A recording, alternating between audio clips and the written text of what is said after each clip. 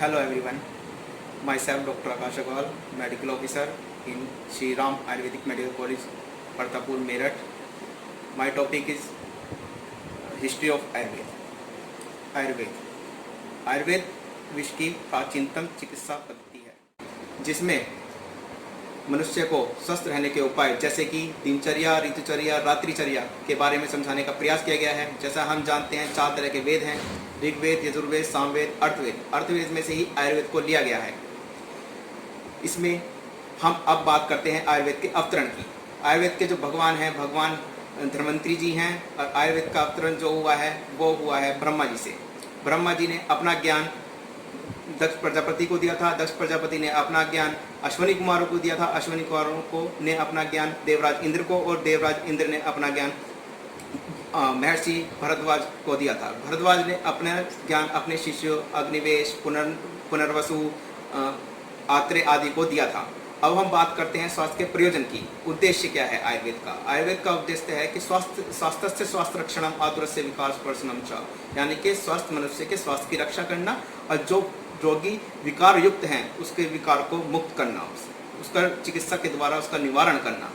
अब हम बात करते हैं आयुर्वेद में के मूल की। आयुर्वेद का जो मूल कारण है क्या है, वो त्रिमूल है, यानी कि उसमें दोष, धातु और मल। दोष जो होते हैं वो 2 प्रकार के होते हैं, शारीरिक और मानसिक। शारीरिक जो होते हैं वो 3 प्रकार के होते हैं, वात, पित्त और कफ, और मानसिक जो होते हैं 2 प्रकार के होते हैं, रज और तम। अब हम बात करते हैं इनके भेद की। वात, पित्त, कफ जो होते हैं वे 5-5 प्रकार के होते हैं तीनों, और ये शरीर में हमारे विद्यमान रहते हैं और इनकी स्थिति उसमें रहती है। अब हम बात करते हैं वात से जो होता है वो 80 प्रकार के रोग उत्पन्न हो सकते हैं, पित्त से 40 प्रकार के रोग उत्पन्न होते हैं, और कफ से 20 प्रकार के रोग उत्पन्न होते हैं। अब बात करते हैं धातु की। धातु जो है वो 7 प्रकार की होती है, रस, रक्त, मांस, मेद, अस्थि, मज्जा, शुक्र। रस से रक्त, रक्त से मांस, मांस से मेद, मेद से अस्थि, अस्थि से मज्जा, मज्जा से शुक्र, और शुक्र से ओज की उत्पत्ति होती है। अब हम बात करते हैं मल की। मल जो होते हैं वो 3 प्रकार के होते हैं, मूत्र, पुरुष और श्वेत, जिनका स्थिति सम न होने के कारण शरीर में दोषों की उत्पत्ति होती है। इसमें वायु का बहुत महत्व है, जिसे हम वात बोलते हैं। जैसे कि हम बोलते हैं पित्त पंगु, कफ पंगु, पंगो मल धातु, वायु नियंत्रे तद गच्छन्ति मेघवत है। जिस तरीके से पित्त जो है वो खुद पंगु है, अपंग है, कफ अपंग है।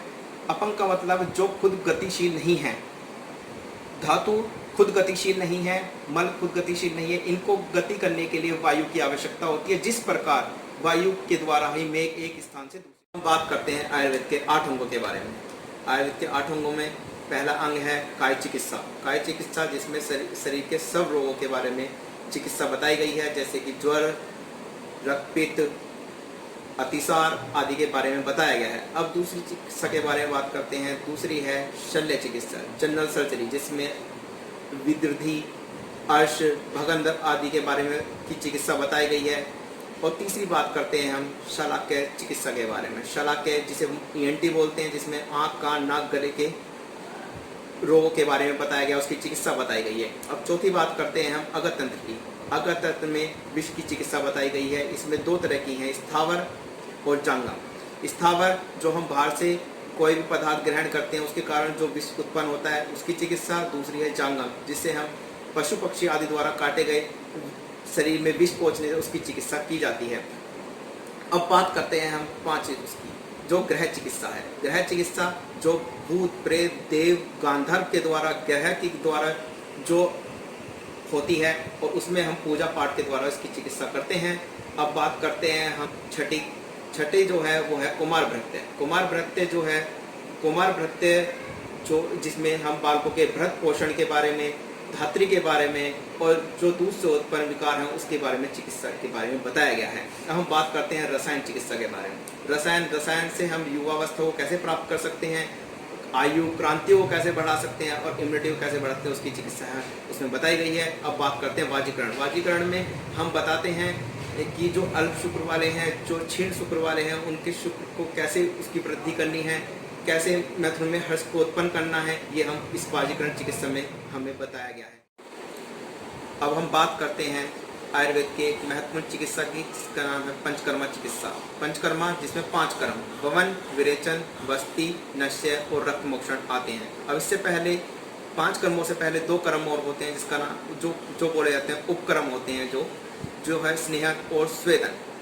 स्नेहन जो होते हैं हम घृत, तेल, वसा, मज्जा से करते हैं, और स्वेदन हम किस बालू का स्वेदन आदि स्वेदन यानी कि भाव स्वेदन से भी उसको स्वेदन देते हैं। उसके बाद हम इन 5 कर्मों को कराते हैं। वमन जो होता है जिसमें हम कफ का निष्कारण करते हैं, पित्त से विरेचन से पित्त का निष्कारण करते हैं शरीर से, और वस्ति से वात का नाश होता है।